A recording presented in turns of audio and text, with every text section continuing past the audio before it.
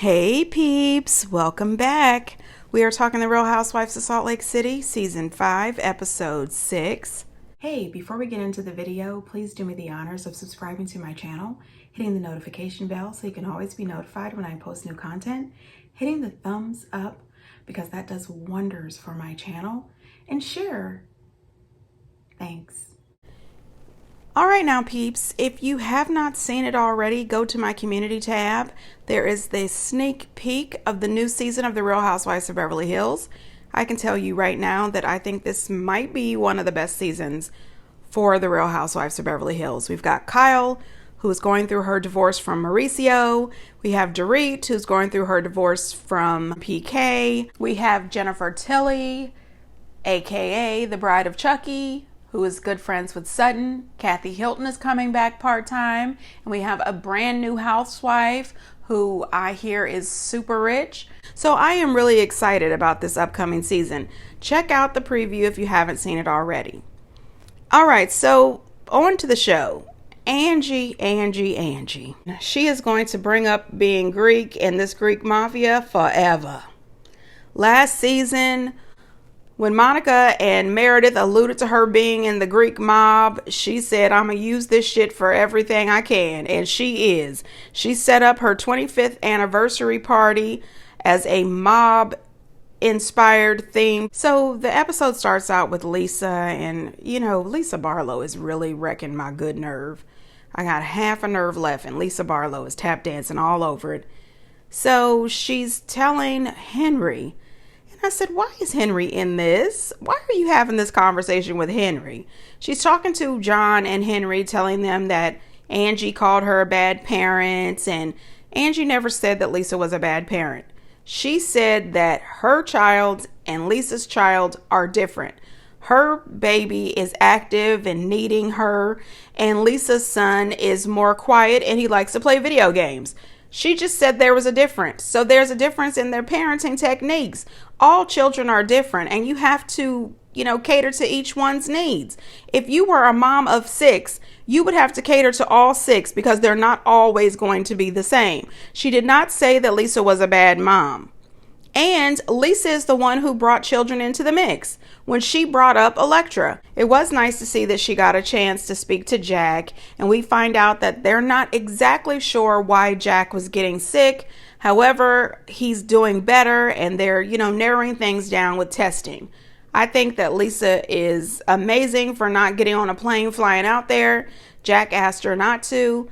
I'm the mom that's going any damn way, okay? Anyway, I'm glad to see that Jack is doing better. Whitney meets up with Meredith. They have a little lunch. And I think that both of them looked really nice, by the way. I think it was nice for Meredith to show up. And I also think it was really nice of Whitney to apologize to Meredith. Whitney apologizes to Meredith, but she also lets Meredith know that she believes that it is Lisa who planted the Alibaba story. Meredith says, listen, tread lightly, and I'm paraphrasing, because you don't know for sure if Lisa really did it. Have a conversation with her, but, just hold judgment until you can find out for sure.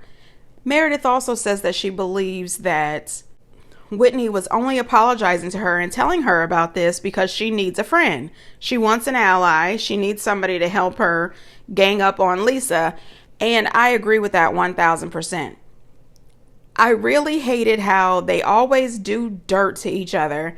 And then when they get face to face, they always say, I love you, bud. You're my friend, bud. No, because people who you love and people who are your friends and you care about them, you care about their feelings, you don't have to keep doing this. You can get off this crazy merry-go-round. I don't like this. The way they are always smiling in each other's faces but stabbing each other in the back. I mean, that is the housewife way, I guess. Actually, that's the reality TV way, for sure. But it sucks when it comes to families and business. You don't want to keep playing that same game over and over again. Then we see Mary having a conversation with Robert Jr. And every time we see Mary and Robert, it just gets crazier and crazier.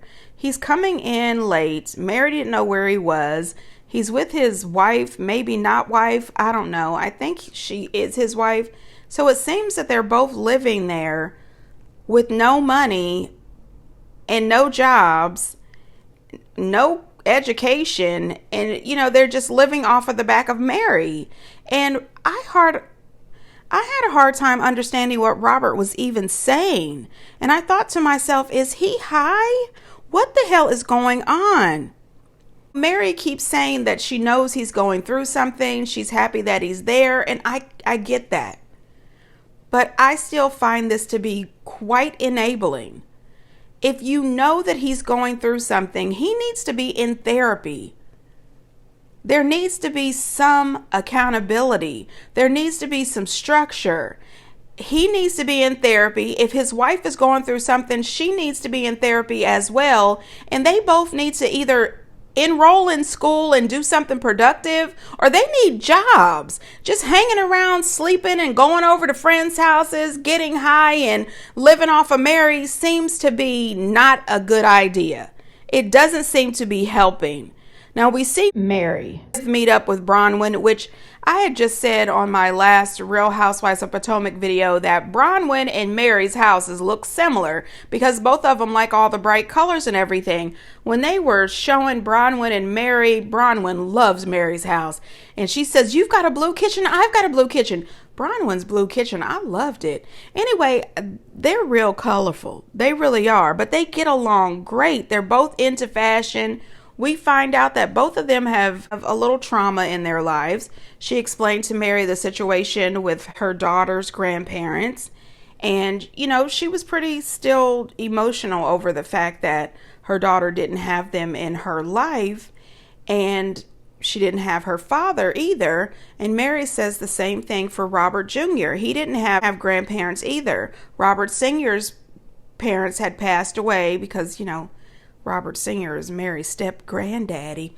Anyway, Mary doesn't speak with her mother. And we find a little more out about Mary's mom. You and your mom are not close? No. Okay. My mom is all about herself. Okay. It's about her and her needs and her wants and what's going on in her life. Okay. My mom wasn't present. She never bought food. It wasn't like we couldn't afford the food. She just didn't buy it. We would have stuff like cabbage in the fridge and cranberry juice, the things that didn't match. And I just wanted a bowl of cereal. I think listening to Mary speak a little more in depth about her relationship with her mother explains to me why Mary was so triggered when Brittany and Mary were trying to have that conversation. It also seemed that the conversation between Bronwyn and Mary just flowed. It was very relaxing. They seemed to be getting along. Mary opening up to her was really surprising to me, but their friendship does seem legit. I think Mary, Bronwyn, and Angie will be really fun to see them in scenes together. I'm sorry about Mary's relationship with her mother. I do know that her mother is still around, and I have seen her on a few different blog sites, and they both have their own sides of that story. And you know what they say, there's 3 sides to each story: her side, and what really happened. But I'm feeling for Mary right now. I thought it was hilarious when Bronwyn asked Mary if she could say bullshit. She said, "I know this is a house of God, so I wanted to ask." And Mary said, "Oh, yes, sure." And I said, I don't know any pastors that would say, "Yes, sure." You could use cuss words in their home. I'm pretty sure Mary has said many, many cuss words. Anyway, Bronwyn clocked Heather all the way. Okay, Bronwyn might be new to the show. She is a new housewife, but Bronwyn did not come to fool around. She is absolutely here for it. And she read Heather completely. She says, if Heather wants to call me out for stuff that I have said to her, then she absolutely has the right to call Heather out. And Mary said, absolutely. Heather is two-faced, and I have been saying that from day one. I said, I cannot wait for Bronwyn to call Heather's ass out. And she told Mary that she was going to. When Mary's landline rang, I was just as shocked as Bronwyn. I don't know why. It's Mary M. Cosby. My grandmother still has her landline, and I'm very thankful for it. Now, over at Angie's house, she has gone all out with this mob theme. And one thing is for sure, Angie's going to have some food. Angie is going to have a full spread whenever she has a party. And I was watching all the food, and don't judge me. You know I'm always looking at the food. Anyway, when Angie and Mary greeted each other at the door, it just seemed so natural, so real. Their friendship is legit, and I love it. Now, when Bronwyn got there, she told Angie that her mob-inspired outfit was going to a funeral the Godfather had died. I don't know, but she looks really good. She really did. As soon as Heather gets there, Bronwyn sees her and rolls her eyes. I said, oh my gosh.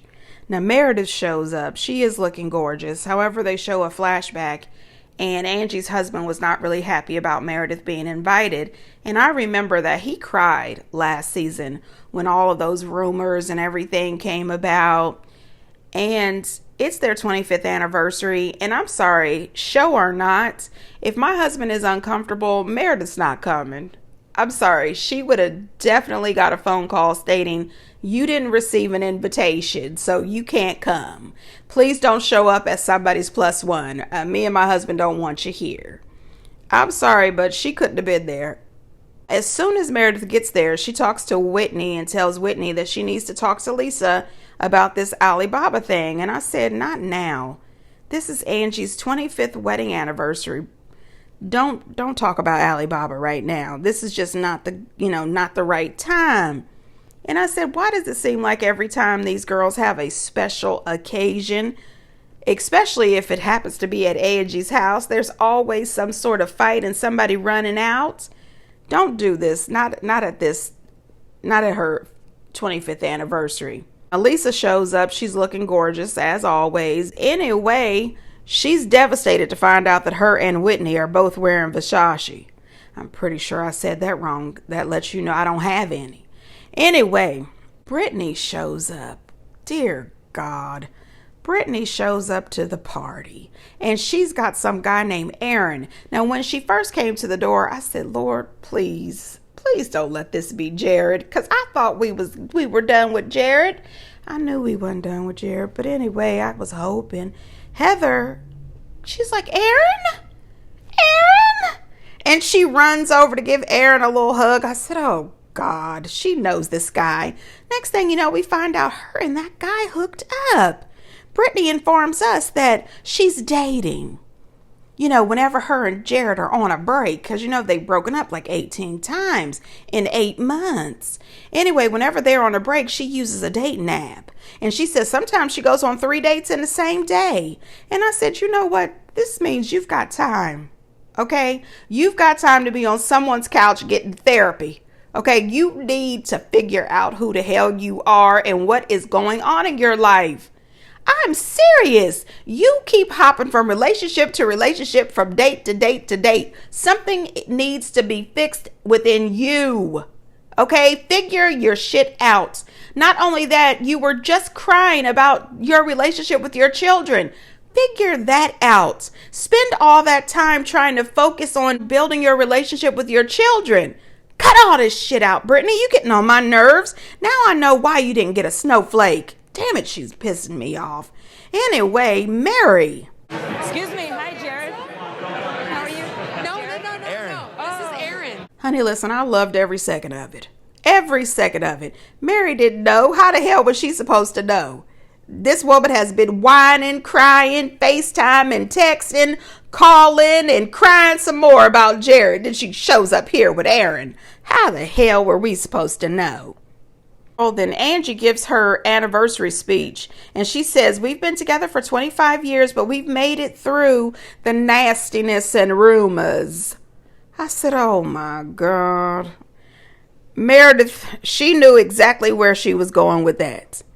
Anyway, can I just say that I love Angie's daddy? Her and her dad have such an amazing relationship, and I just love it. They are so cute together, and she's very lucky to have it. Bronwyn then pulls Angie to the side, and honey, listen, Heather somehow gets involved in the conversation. You're taking information to her, making me think that I think she's a mom, which was not my intention. When you came in my room, you were like really fired up and you're making little digs about Lisa that that seemed out of character for you. And you mom shamed her about electronics. I feel like something has shifted in you, and you no longer have Lisa's back. I'm blown away right now. You think I'm being mean at her? Yeah. You take sides. I take sides. I'm not against people, against principles. I love you. I support you. You're taking everything I say, you're taking it to Lisa, and you're flip-flopping right now about Let's it. do it. She just told me that you have been in her ear.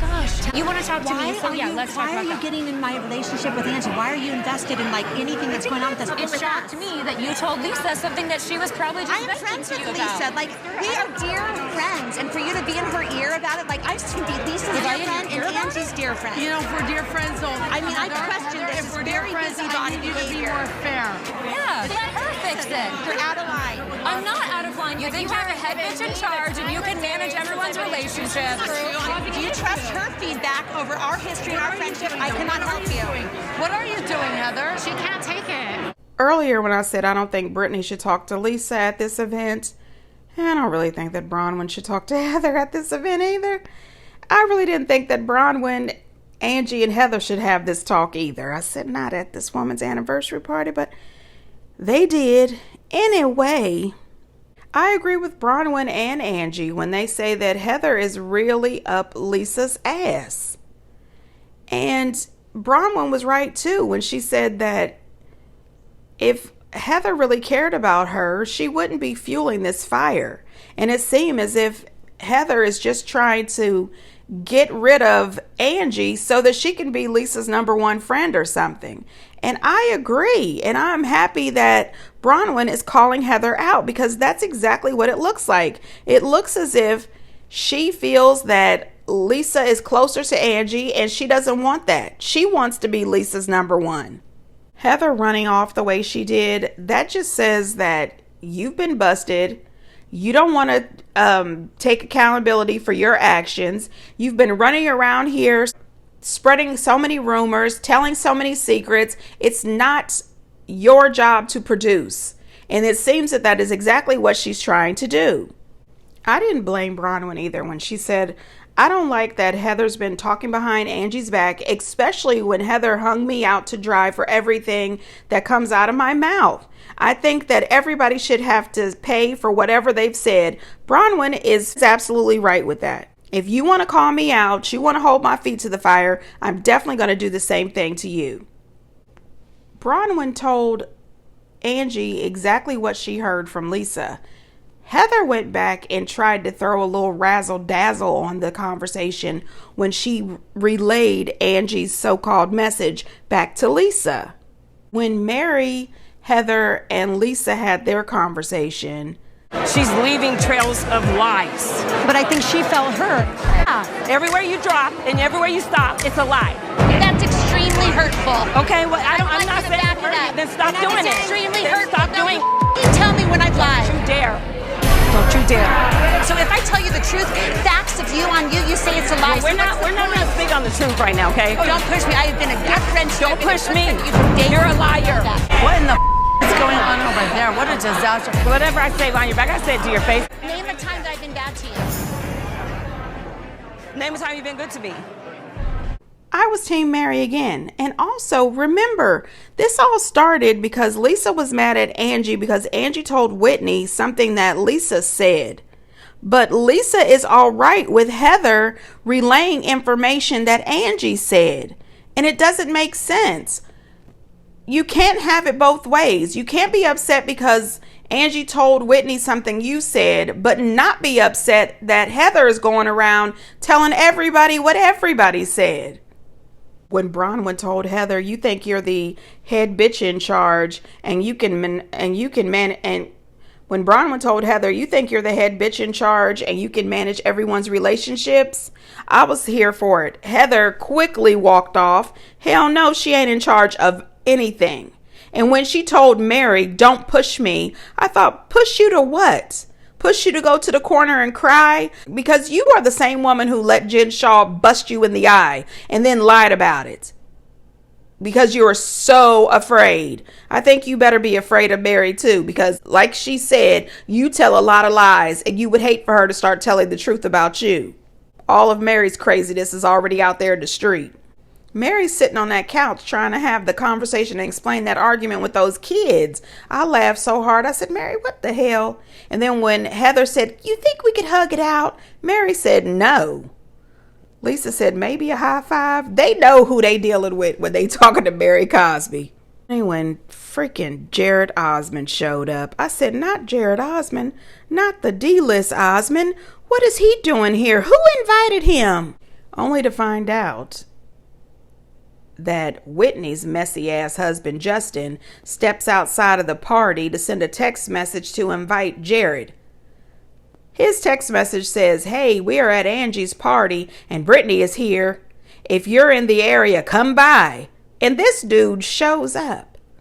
I said, well, what?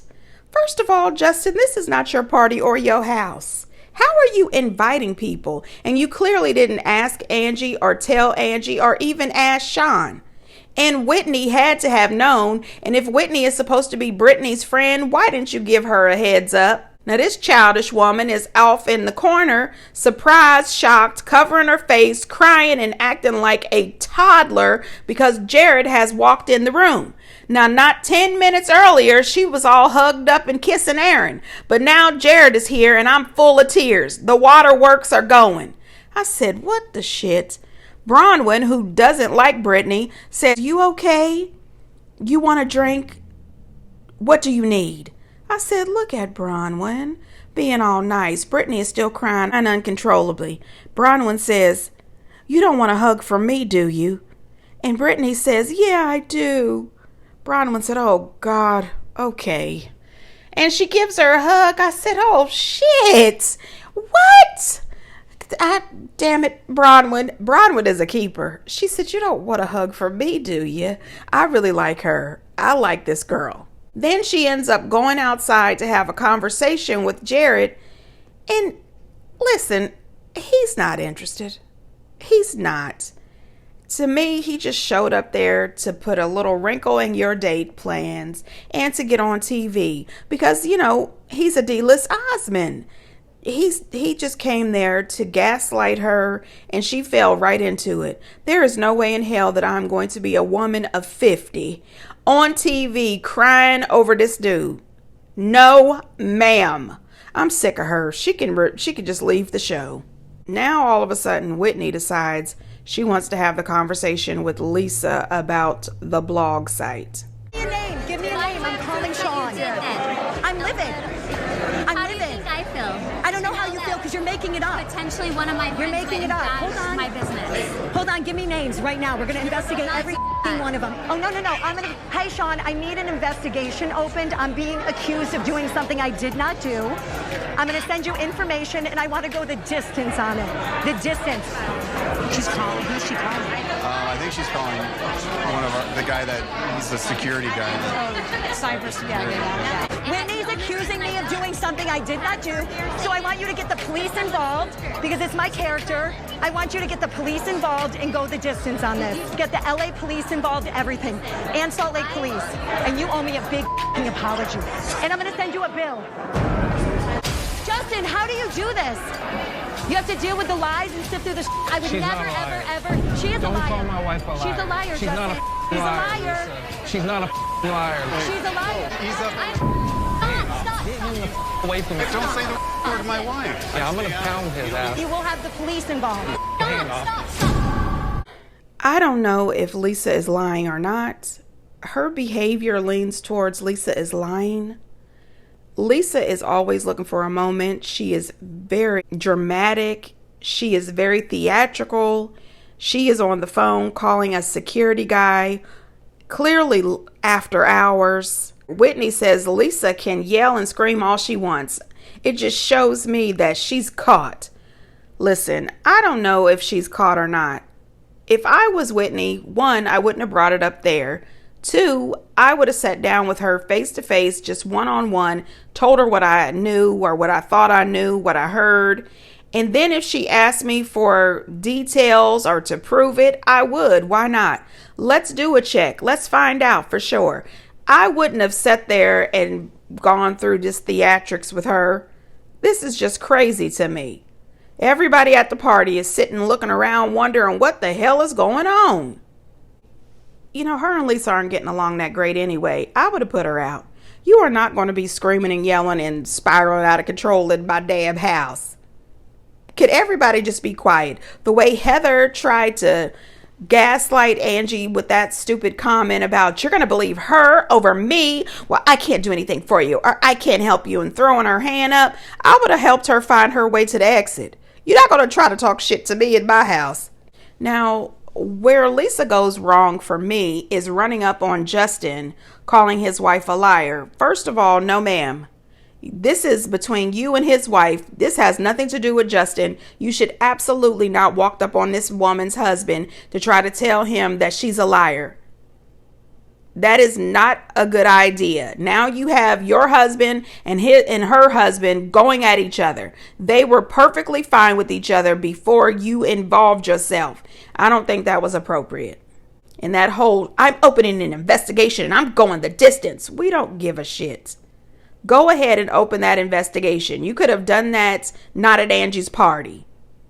Now, everyone is always saying the husbands don't need to be involved. Husbands don't need to be involved. You pulled him in. You involved him, running up to him to get in his face to ask him about his lying wife.